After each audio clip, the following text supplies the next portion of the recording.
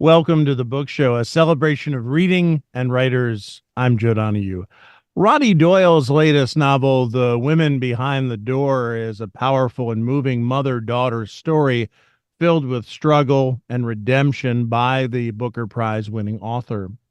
At 66, Paula Spencer, mother, grandmother, widow, addict, survivor, has finally started to live her life. She has a job at the dry cleaner she enjoys. Her boyfriend, Joe, is a text away when she needs him. And her four children now have the healthy families and petty dramas that Paula could have only hoped for. Despite its ghosts, Paula has started to push her past aside. That isn't until her eldest, Nicola, turns up on her doorstep one day. She's left her family and has come to stay. She gradually confides in Paula the secret that unleashed this moment of crisis. Mother and daughter must untangle past memory, trauma, and revelations to confront what they mean to each other and who they want to be. Roddy Doyle is an author of 10 acclaimed novels, including The Commitments, The Van, Patty Clark, Ha Ha Ha, winner of the Booker Prize, and most recently, Love. The new book, The Women Behind the Door, is just out, and it's a great pleasure to welcome Roddy Doyle. Thank you very much for being with us. What a delight to have you here. Thank you very much. What brought you to want to write about Paula Spencer once again and write about this character at such a moment, not only in her life, but just coming out of the pandemic, a very Yeah. specific time? The novel starts on the 7th of May, 2021. On that day, I went for my first vaccination, my first COVID vaccination. I'd got an email or a text instructing me to go to a university campus about 4 kilometers from here, from where I'm sitting now. It was in a theater. And when I arrived, I mean, it was, I'm not sure what the arrangement was in the United States, but in Ireland, it was, people were called for vaccination according to their age. So I was in a queue with hundreds of people the same age as myself and, early and mid 60s, which in itself was a bit comical. A lot of lopsided people and I wondered to myself whether I was actually in the queue for the hip replacements and not the vaccination. So I was very, very impressed with the way the whole thing was operated, the the tone of it all, the friendliness of the volunteers and the people who were employed there, the whole way it just streamed through. It was really, really uplifting almost, leaving aside the vaccination and the sense that we're near the end here. But as I said, the vaccination was in a theatre.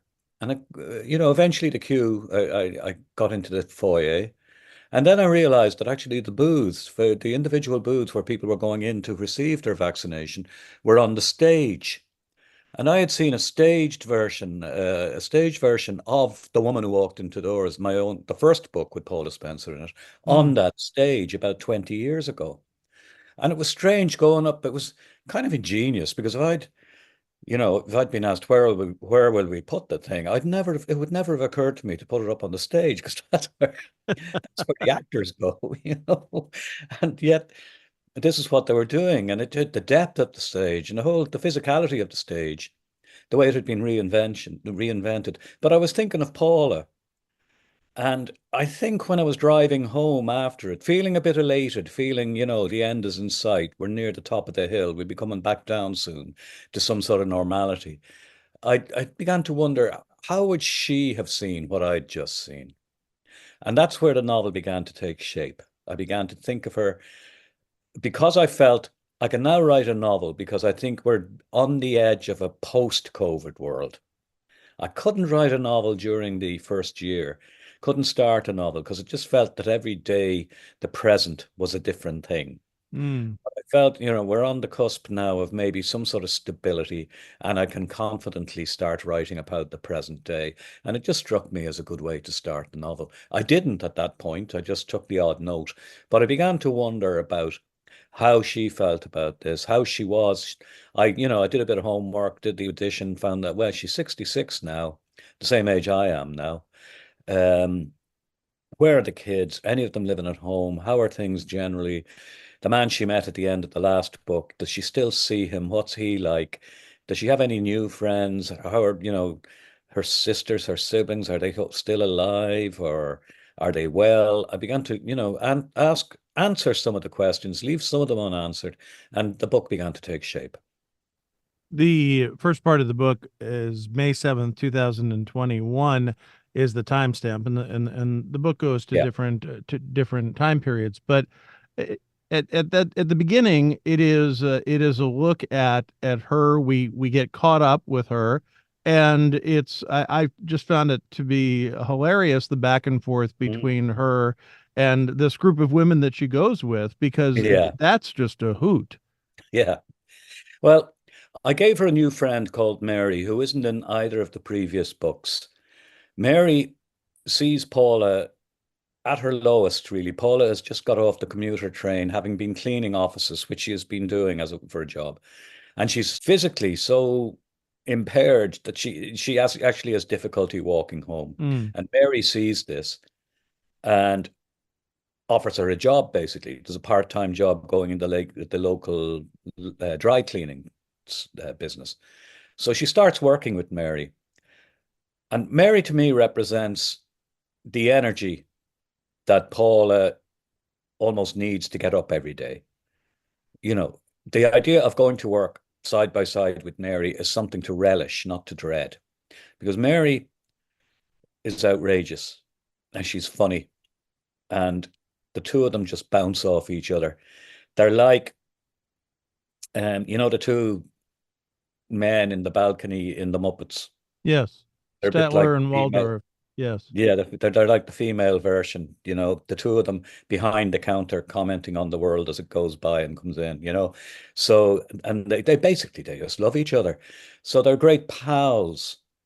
And I think it's a glorious thing for Paula to be able to share this stage of her life with somebody who she feels she can say anything to. They've nothing to hide.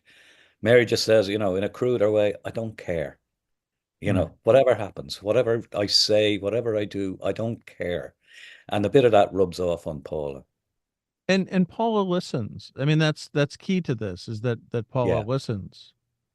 Yeah, Paula, the formal education system, probably the society generally told Paula that she was stupid. And I think what was important to me when I started writing these books was to get across immediately that clearly she isn't. Mm, She keeps putting herself down whenever she thinks of something and she thinks it's terrific. She immediately puts herself down, or sometimes she hears the voice of her dead husband putting her down. But it's a fight that goes on inside her all the time. And it sometimes it can be quite amusing. She's a very witty woman. She loves words.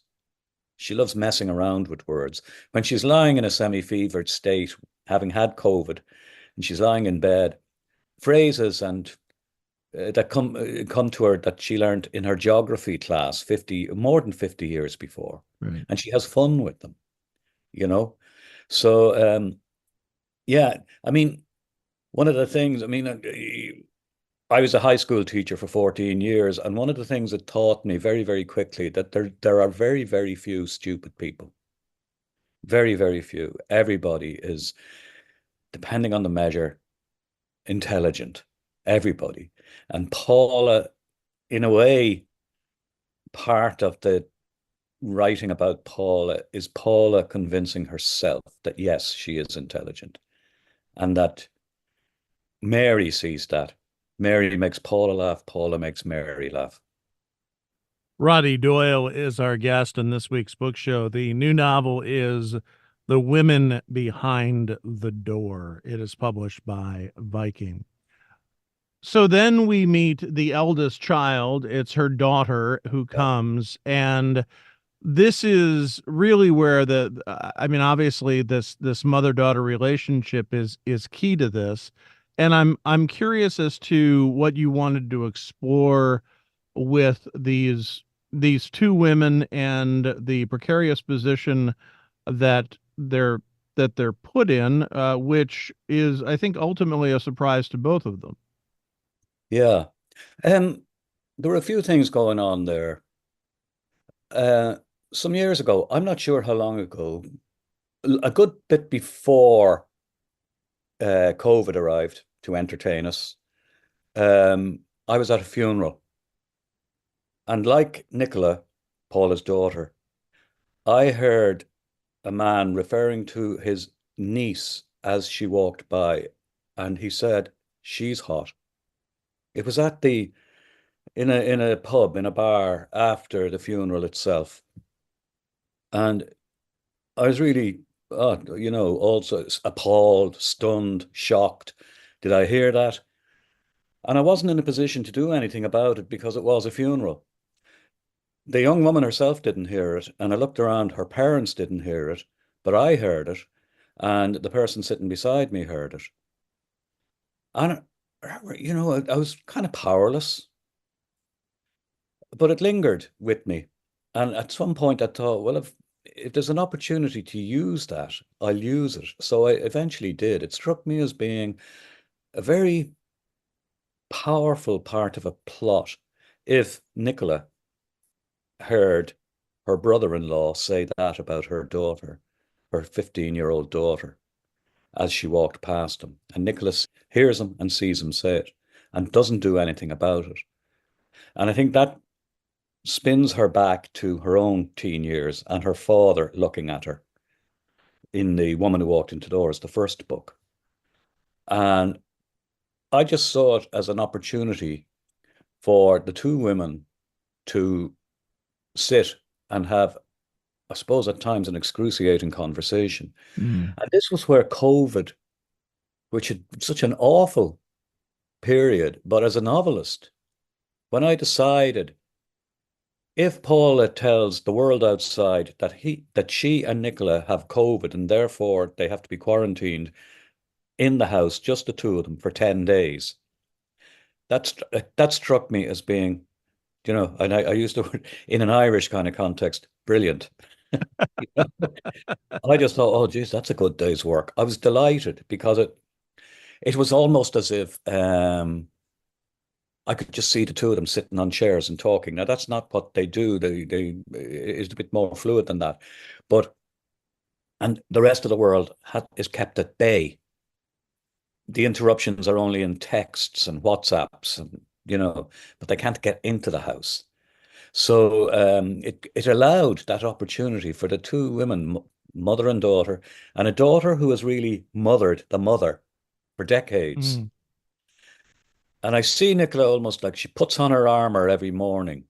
And whether the armor is makeup or the way she dresses, all of it, she puts on her armor, she goes out and faces the world and wins. And she's taken off the armor and she's very vulnerable and shattered, distraught. And now it's her mother's opportunity to be the mother. And she sees it as an opportunity, but she dreads it too. And she resents it and all the complicated features. And well, yeah, that's where the thinking was. So most of the work really was the two women facing each other and talking. You talk about those complicated reasons. I think what's so fascinating about the two of them is they both have their moments where there is such at least on the surface such a hatred between the two. They say Mm, just the nastiest things to one another as if mhm. to inflict as much harm once because that armor is off Yeah. that they're going at it, and yet in a split second the love appears out of nowhere. Well, there are revelations in within the conversation that I use the word excruciating because I can't think of a better one. Nothing that you'd want to hear. And yeah, so they go at each other. But you know, Nicola is finally losing her temper about something that happened more than 30 years before. And Paula knows that she has to kind of bare her chest and take it. And if she allows herself to do this, they'll mend. That's where I love the contradictions of the average human being and the complications and comedy and tragedy are so close to each other, and that's the stuff of the conversation. And you know, it's a strange one, really. There's a certain guilt in writing about it because it's a conversation you wouldn't want yourself, and you wouldn't want to inflict on other people. But from the novelist's point of view, it's kind of great. You know? It's fertile ground. Very, very, very much so. Yeah. And I think one of the great things about, again, who wants to get older? I can't think of anybody I know or knew ever who said, "Oh, I love getting older. It's brilliant." Nobody wants to get older. But again, from the novelist's point of view, it is rich. You know, the camera angle changes somehow. Like I'm the father of three children, but they're not children, Right. so you look at it differently. You got, if a child on the cusp of middle age, um, it's bizarre in some ways. And I remember my mother in her last years, she loved to go to the cinema, and she went with my sister, my elder sister, and the two of them showed their pension books because they got a reduction going in. So, two old age pensioners, mother and daughter. I mean, it wouldn't have happened 100 years ago because one of them would, at least probably both of them would have been dead by now. They've gone way past the life expectancy for 100 years ago. But I suppose it's the modern world. So Paula is 66, but she's still very vibrant. She still has an active sex life. She's still curious. Um, and then she's got her daughter, who's trailing along behind her somehow or other, and a very different kind of person. But there are things that have never been admitted. And of course, the daughter has been a brilliant nurse, a brilliant helper, a brilliant, almost like a mother. And that there has to be a resentment brewing away there. So when they start they let go. They really do let go. And it's probably for the good. The honesty produces what will probably be, because when the novel ends, the novel ends, and I haven't thought past it. How are they now? They don't exist, so I don't know. Um, but the novel ends, I would have thought, hopefully, they will. I mean, Paul is now anxious about her daughter in a way that she probably usedn't to be. And that's probably quite a healthy thing. And the mother and daughter have more of an understanding about each other. Yes, I think so. Um, and it's funny, the daughter now, a woman, she's got two children in their 20s and a teenage daughter, three girls. And she's moving into a house. She's going to live in a room, she's renting a room from two other women who are living in the house. I mean, it's an area close to where I am sitting now. And in a way, she's living the life of somebody in their early 20s. Not in the sense of going out and going to gigs and, Right. partying, but it's almost like she's living her life backwards, catching up in the way on things that she never had. And that kind of period of independence, that's what she is, I suppose, exploring by the end of the book. But it's a strange, I would imagine, for any parent to see a child going from the comfort of good job, good house, great kids, very considerate husband, it would seem, and to walk away from that to do something else and to do something that seems almost childish. Um, Paula has to kind of respect that and let it happen. Roddy Doyle is our guest on this week's book show. The new novel, The Women Behind the Door.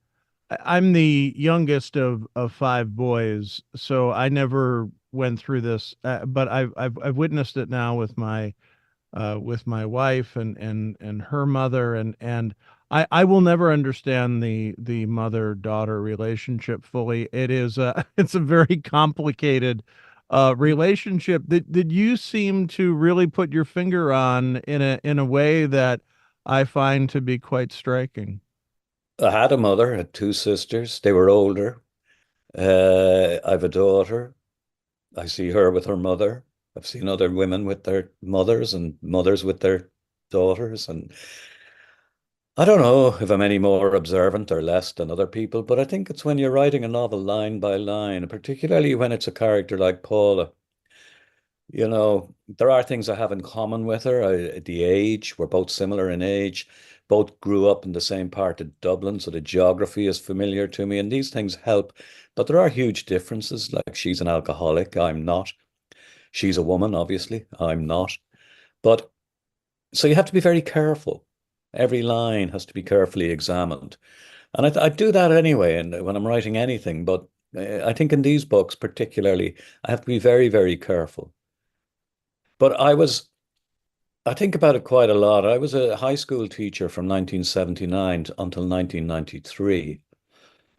And I was in a school called a community school, a bit like the British comprehensive system. It was co-ed and it was multi-denominational. And this in Ireland was revolutionary, really. Mm. The notion that in theory, anyway, Catholics and Protestants and atheists could be educated under the one roof. And then boys and girls could be educated under the one roof. I suppose it's conventional in the United States, but it wasn't.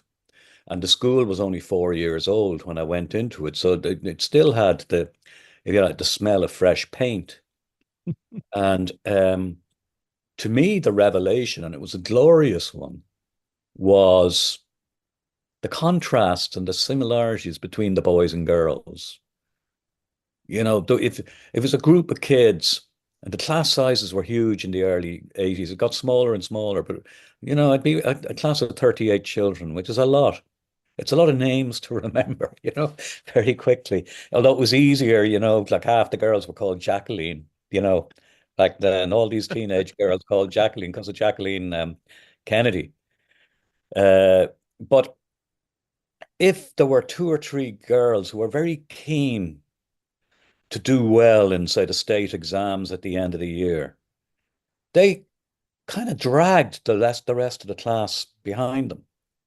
They were amazing, the energy they would have and the power and their ability to actually control the class almost. I always knew if there was a couple of girls who were up for it, so to speak, that not just that they liked to say, I taught English, not just that they liked reading a particular novel, but that they were keen to write a good essay.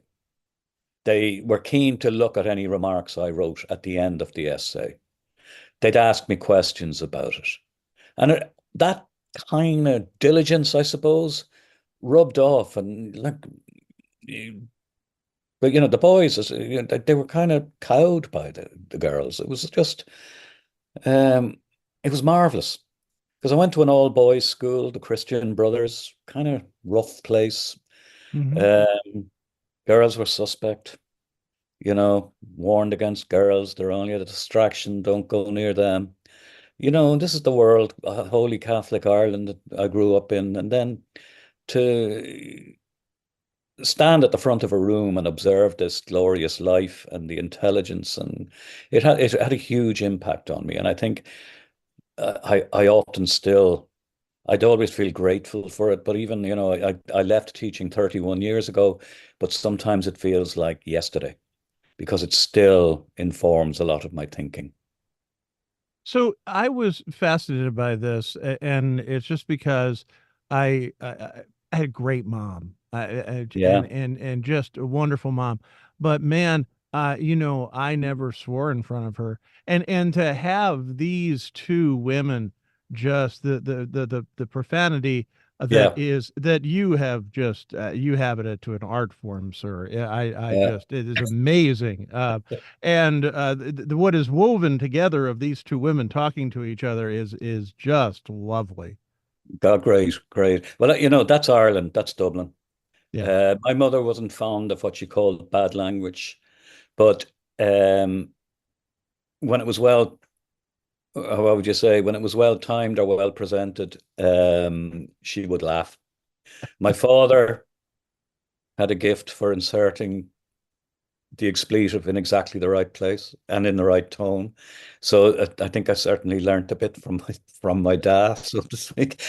But it's the rhythm of working class Dublin. It's in the speech pattern. Some people can't go two or three syllables without inserting an expletive. There's rarely violence in it. Hmm. but there can be. So, um, when you just, it's, would I be capable of writing dialogue without it? Yeah, but it would depend on the characters. And I'd feel, in the case of most of the characters in this particular book and other books, if I was to sort of rinse it a bit and make it a bit more palatable or a bit tidier and nicer, it wouldn't be as good, you know? So it has to be there. I remember when speaking to Alan Parker, he directed the film of the novel, The Commitments, that I wrote.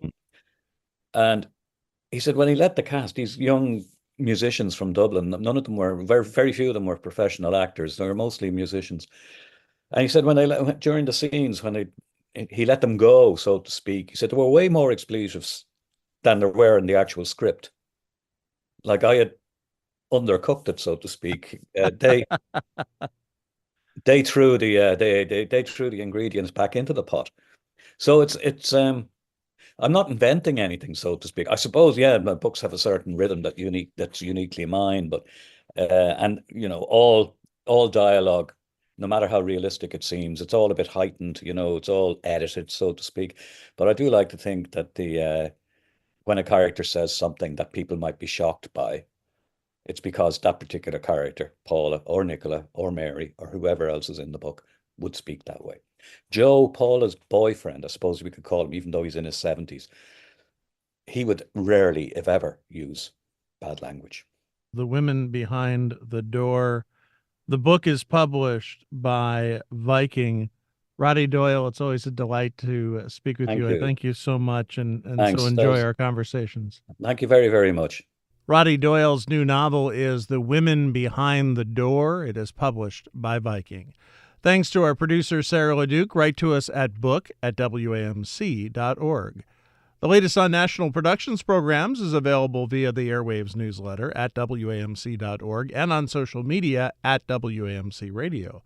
Bookmark us for next week, and thanks for listening for The Book Show. I'm Joe Donahue.